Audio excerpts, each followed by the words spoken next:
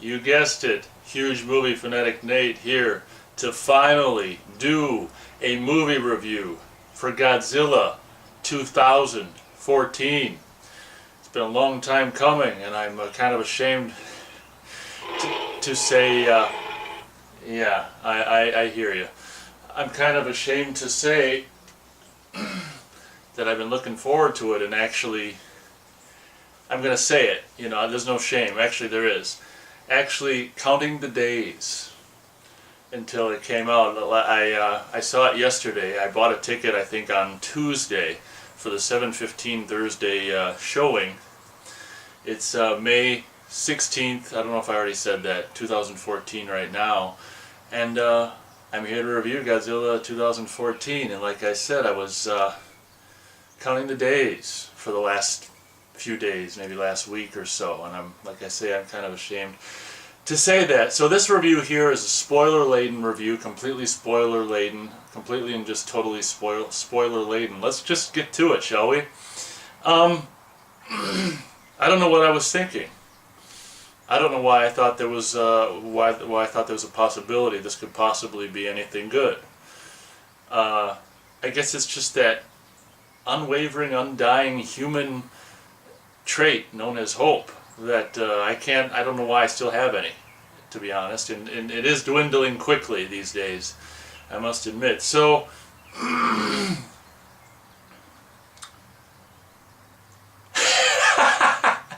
where do you start?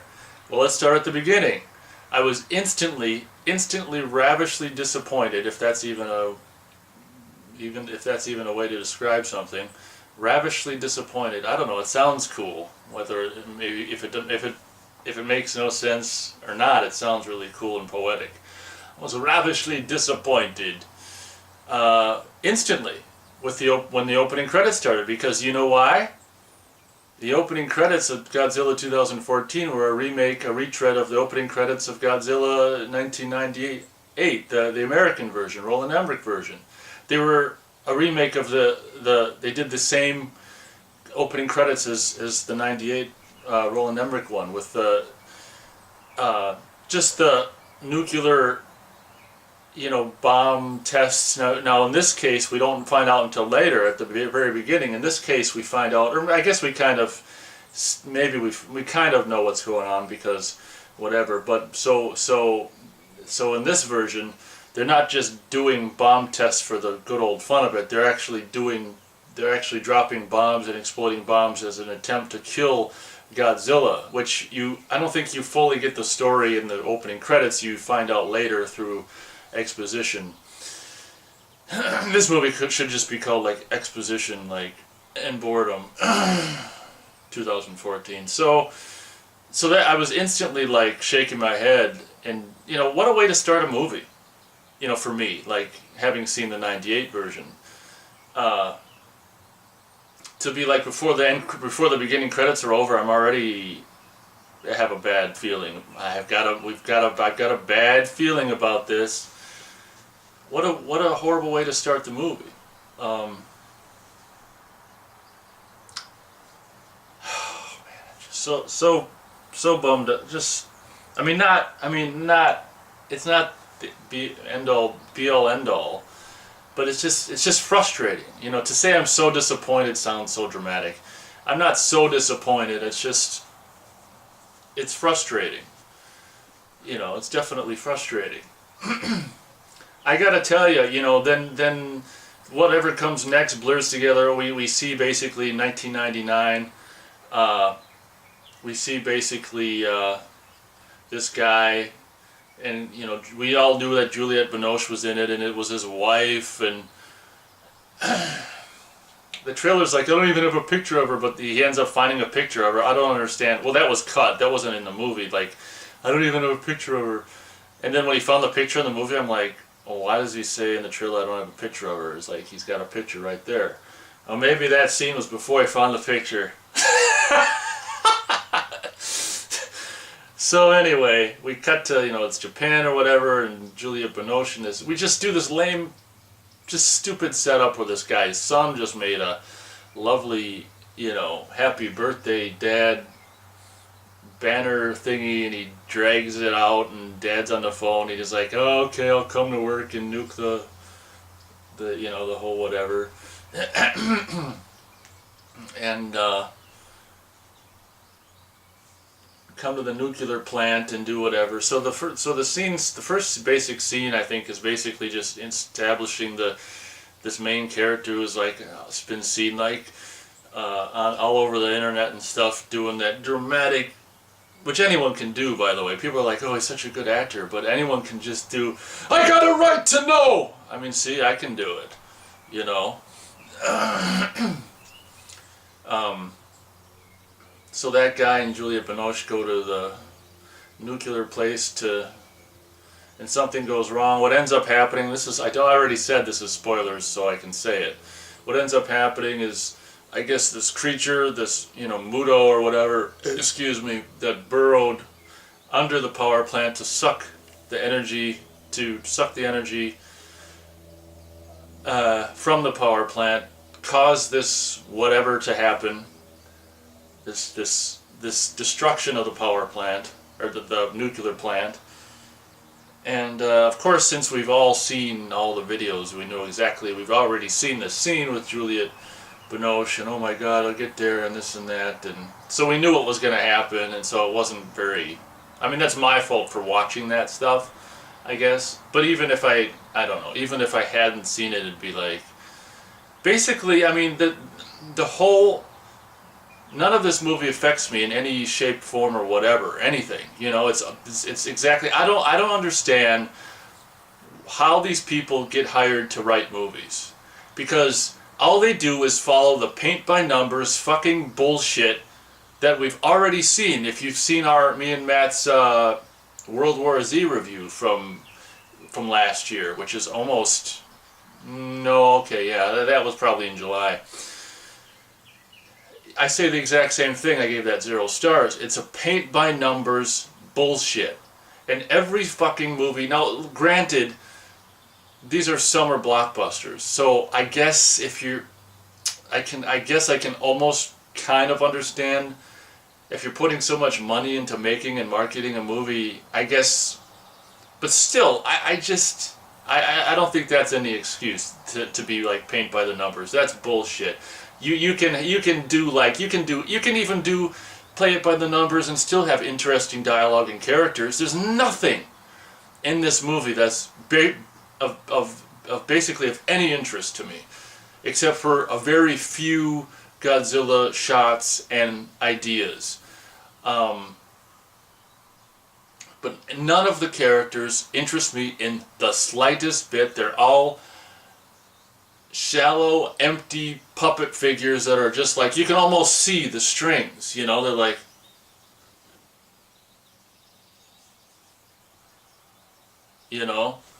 walking around doing what's on paper with no fucking conviction, no anything,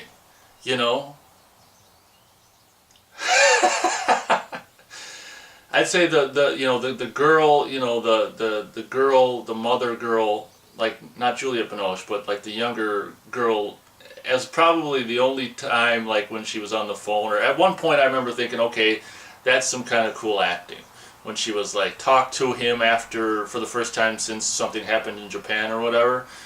But that doesn't mean I liked it. People don't have characters. Movies now, and this is a perfect example, are all just empty, hollow human beings giving lines of exposition which I don't even fucking remember.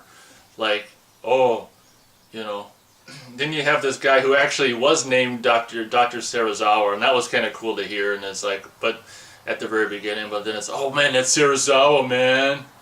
Yeah, man. And it's just like, yeah, that's like as cool as it gets. Like I say, there isn't one human character in this movie that you even begin to remotely even consider connecting with, because it's all marionettes, hollow wooden, human marionettes just going through the motions. If you're gonna see this, I recommend you go in halfway through This is like, I don't know how long it is, like 120 something minutes or something. Calculate, half of that and go in halfway through, because you're fucking not gonna miss anything the first half of this movie. Godzilla doesn't even make a full-fledged body appearance. Are you ready for this? Oh, until probably halfway or more through the movie. And get this, are you ready? So we're waiting, and we're waiting for God, or not but me. I can't speak for the rest of the audience. Waiting for Godzilla's appearance, and it's just like, all right, already, come on, yeah, you're teasing us, it's great. And then when it finally happens, and it's like, Godzilla finally ends up at this part where Muto, I always want to say Muto, like a mutant, but I guess it's Muto, I think. Muto sounds cooler to me. But Muto is because it's some, like, whatever for description of whatever. Like, like a UFO. I guess it's like, right. So, if you've seen the movie, you know. Maybe you know even if you haven't seen the movie. And if you haven't seen the movie, you're lucky. So, get this, right? The very first time that Godzilla and Muto meet, it's like this huge, it's like this airport, and the planes, jetliners are being tossed, and the explosions actually look great, and part of it was actually in a trailer, and it's just like, oh, that looks so great. And they even have, it probably happens a little too fast, but they even have the scale down. You know how when big things like collapse and blow up and stuff, it's really slow, it's like, and it's rare in movies when they get that, right, it's it's a really big slow thing, the bigger it is, the slower it happens, basically. And so Godzilla's approaching Muto, is destroying the whatever airport, and he's like, they do this thing and blah blah, and it's just like they pan up, but it's like ba ba ba, and it's like and it's like, okay, it's fucking an hour into it, let's get cracking, this is what we're waiting for. And then it cuts to something else. It cuts to I think his wife, because this takes place, I don't even know where this is taking place at this point, in Hawaii. So so it cuts back to California, where his wife is working at a hospital. And these people, they never have like deadbeat jobs like all the rest of us have. They're always like a nurse or something. Why don't they like cut to his wife in Walmart in the break room, Like, I hate to tell you, but the majority of us aren't nurses and doctors and dentists and shit. I don't work at Walmart. I shouldn't have even said that. I shouldn't have even said that, that word, because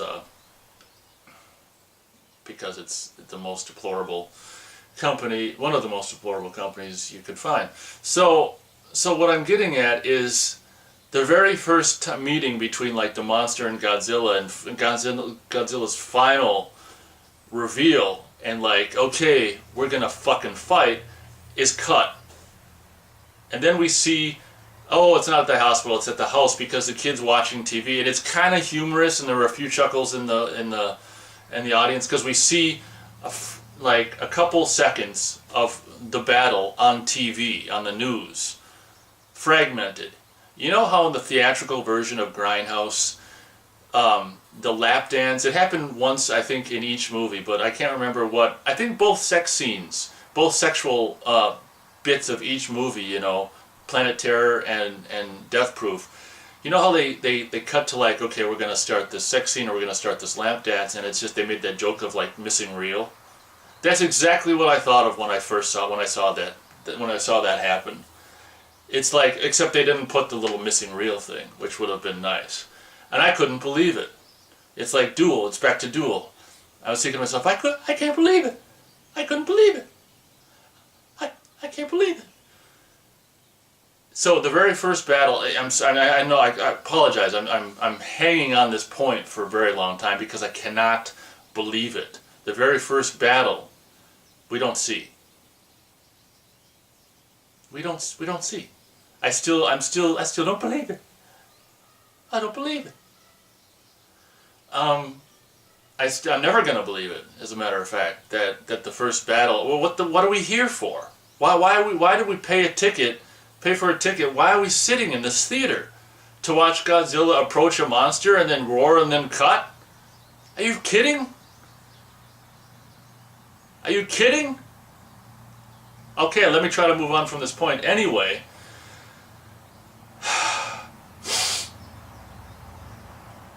so prior to this, oh no, yeah, this is the pretty much, you know, this takes place a little bit after what I'm just going to mention now, is that Godzilla comes out of the ocean or whatever in Hawaii, I believe, and I'm assuming it's his like coming out of the ocean that causes the tsunami thing, to all the water to come in. I'm assuming it is, because at the end of the movie he's all touted as like being Godzilla, king of the monsters. They do that little lame little news blip where you see it on the TV and it's like savior of the city, and it's like, well, how many people did he kill when he came up shore in Hawaii, and how many people drowned, you know, assuming he caused that tsunami thing where the water came in. How many people died when he came, you know? I'm sure he steps on some people. That's another thing. That's the very first scene where Godzilla comes out of the water. We don't see it. They have to do their teasing bullshit. You know that in the trailer where it's like they pan, you see the water through the buildings, they pan up the building and then they shoot flares and it's like, roar. That's all you see. And then you see like his hands. And one thing I was disappointed about, like, because right there he's walking. And right at that scene when he's walking onto land, there isn't one single footstep. Right there it should be like, you don't hear anything. It's like, what is he, like levitating like over the ground? It's like, what? Who is making this movie and why? Like, how did they get to be in the position to make this movie? Like when Godzilla walks, it makes a noise. You know how heavy his feet are? When he steps, later on when he walks, he makes noises, but I guess maybe he was tippy-toeing out of the ocean. I don't know. You know, if I look mad, it's because I'm mad. I'm a Godzilla fan. This review, by the way, is coming to you from a Godzilla fan. A guy who owns every Godzilla movie ever made. And it's like, what, 28 or 29 movies? I got them. I watch them. And I'm, you know, if you've been watching some of my Godzilla reviews, you know I'm in the process of rewatching them so I can review all of them. I just uploaded King Kong versus Godzilla, and that's much more enjoyable than this movie. It's much more enjoyable. You laugh. I was going to say you cry, but you don't. You cry when you watch Godzilla 2014 because when you're so bored.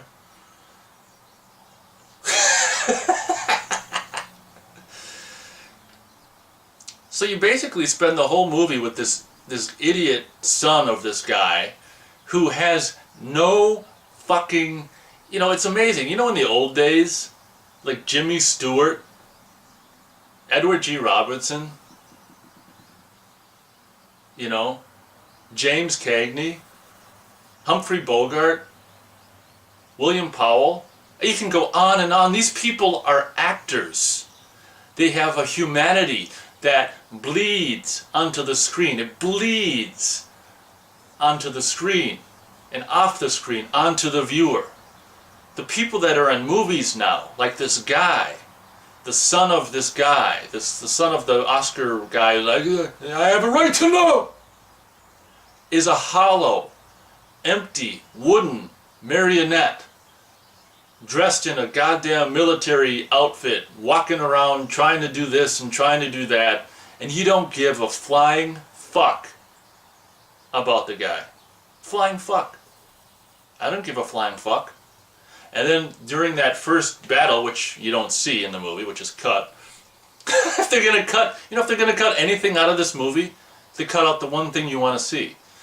They do this lame thing, which is so lame. Asian family, Asian mom and dad get separated from the Asian boy, just so this empty marionette soldier guy can protect him on the whatever this thing is, this little rail car, or whatever you call these, you know, these trains that, whatever it is, you know, like at airports that transport you around the airport, whatever, you know, like a whatever. I don't know what it is.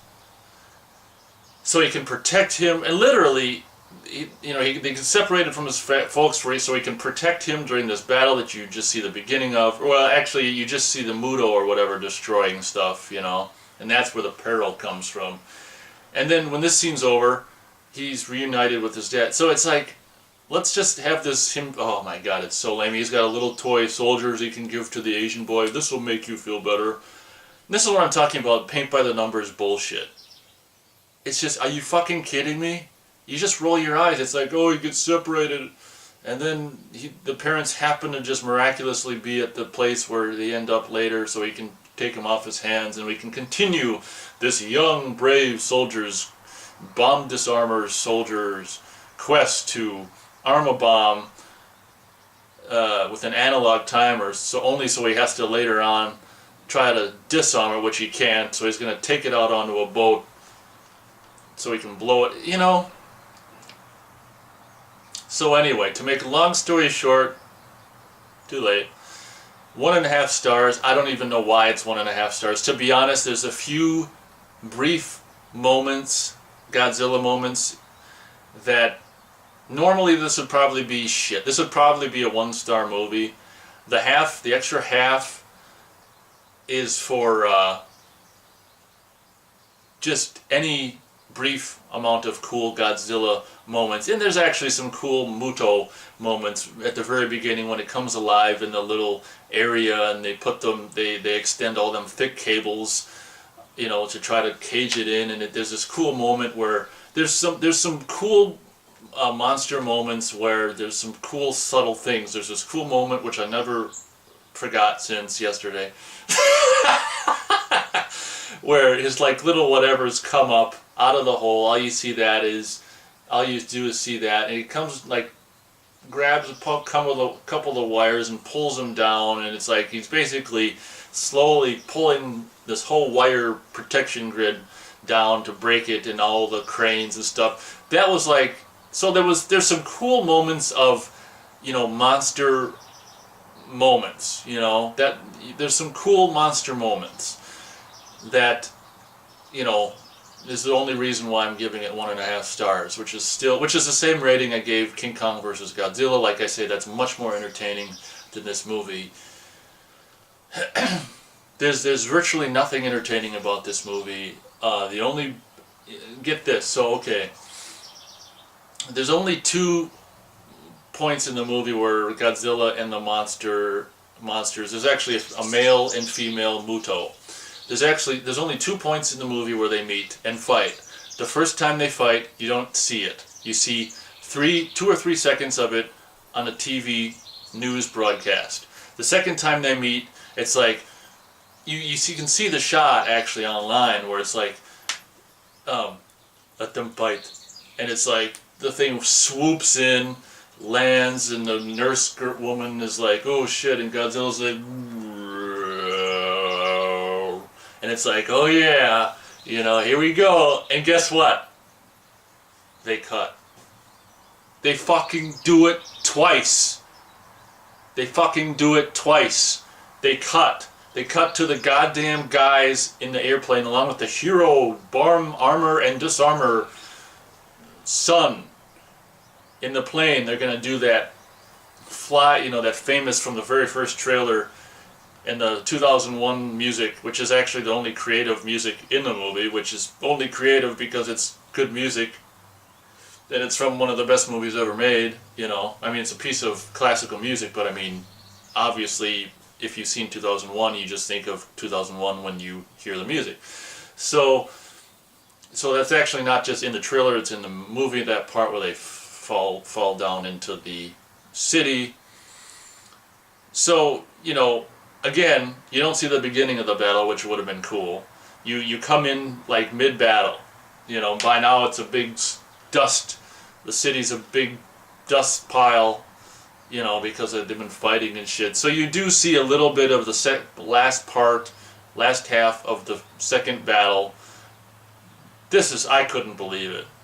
It's like they're afraid to show the monsters fighting or something. It's unbelievable. I don't want to end before, I don't want to forget anything, but I think I covered everything that I wanted to say. 1.5 stars. You know, if you like, this is just my opinion, and if you like the movie, please don't leave a comment saying, "Oh, you're fucked up, man. This movie was great." If you think so, that is absolutely fantastic. Go see it 5 times. More power to you. I'm glad you were able to get enjoyment from your inflated high ticket price. I would have loved to get enjoyment, but I'm a Godzilla fan, you know, so I'm not going to get enjoyment out of this movie. Oh, that's something I wanted to say. I think that and I might get a lot of shit for this, and please don't leave a comment saying I'm crazy.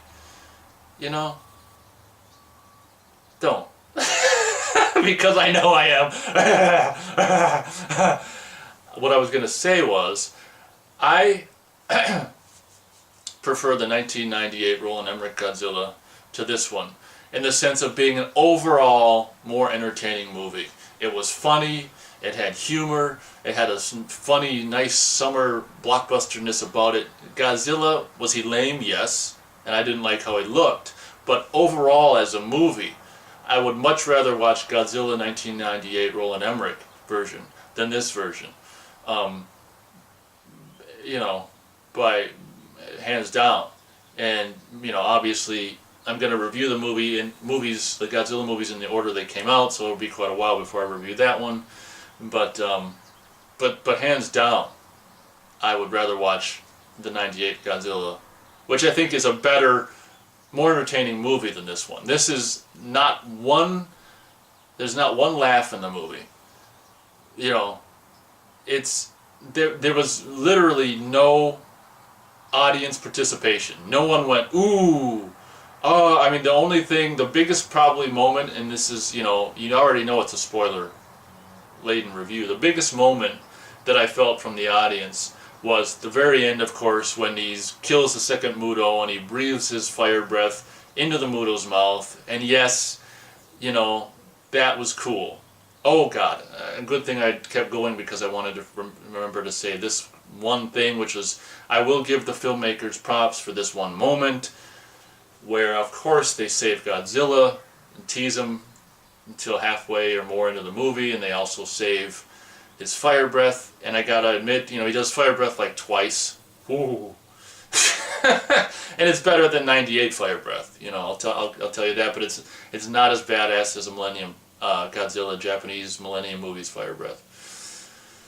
What I was going to say is the first use of fire breath was kind of cool. Godzilla's got beaten down or whatever, and you think he's whatever, and you see just in all the darkness and the dust and of debris of the city destruction, you see like blue, like looks like his tail, and it's like coming up his tail, and it's like blue, blue, blue, and it makes its way from the tip of the tail all the way up to the whatever, and it's just before you know it, it's like blah.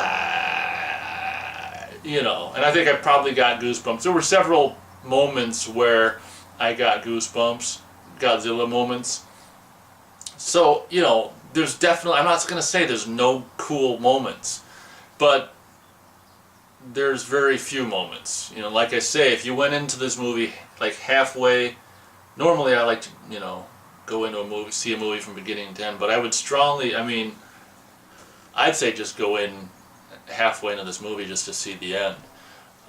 You know, at least Pacific Rim had a lot of, you know, battle stuff. You know, this is, I don't know what the total timing, you know, total minutes of actual monster battle is, what the percentage of this movie is. It's probably like 5% of this movie is monster battle, and that's not even an exaggeration. So, I've probably been going on for a very long time. That's because, you know, this review has been a long time coming, and I guess it was kind of, I had to vent as well. So, I think that's all I can think of for Godzilla 2014. It's a shame, and I gotta tell you, all the trailers I saw before the movie, with the exception of, I kind of like, what's his name? I can't remember his name. The guy who directed Garden State. I saw, it was Zach Braff. There was a trailer for a movie of his which kind of looked cool, which was the only trailer that looked of anything, of any creative integrity, you know. There was the trailers for everything is just like, give me a break. And I'm really starting to think, and also, what I was going to say is I'm really starting to think that maybe my days of going to movies is coming to an end, or should come to an end. And then I was going to say, I ended up getting flanked. Of course, you had to pick your seat, but getting flanked by, I don't know, there's some people next to me who were talking, and then it was already like maybe 15 or 20 minutes in the movie, and there were a whole row of seats in front of us that were empty, and I'm like, well, no one's going to come in 20 minutes in the movie, so I just like stood up and crawled over into the seats in front of me, and I was able to have no one, on each side of me. So, it's like the movie sucks, and then if you get stuck, with someone who's talking or doing something next to you, you're like, if the theater's more full, you're not really probably supposed to move. And it's just like, this isn't enjoyable. The movie sucks, the experience sucks. It's just like the people next to me would be like, stuff would be happening like the very beginning with which everyone knew what was going to happen with the guy's wife, and the meltdown, whatever. And it's like, she'd be going, oh, get out of there, get out of there. And I'm just, you don't have to like do a play-by-play of what's in your brain, like vocally. Just shut up. Just sit there.